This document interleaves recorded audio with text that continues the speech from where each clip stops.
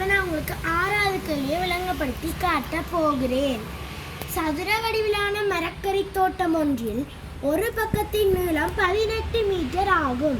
அதன் எல்லை வழியே 3 மீட்டர் இடைத்தூரங்களில் கம்பித்தூண்கள் உள்ளன. அவ்வாறு உள்ள கம்பித்தூண்களின் எண்ணிக்கை யாதென்று கேட்டிருக்கா. இந்த ஒரு பக்கத்தின் நீளம் 18 மீட்டர் என்று சொல்லியிருக்காங்க. நானே எல்லை வழியே 3 மீட்டர் இடைத்தூரங்களிலா.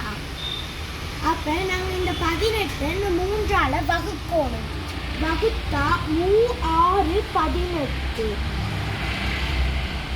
இந்த 6 என்றது இடைவெளியா இருக்கும். 6 இடைவெளி இருந்தா அங்க 7 தூண் இருக்கும்.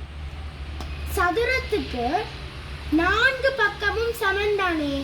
அப்போ ஒரு பக்கத்துல 7 தூணுண்டா 4 பக்கமும் 7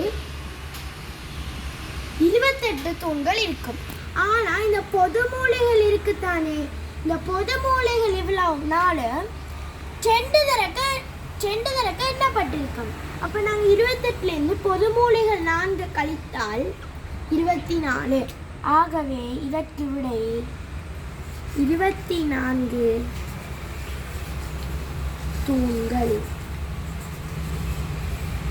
Thank you friends.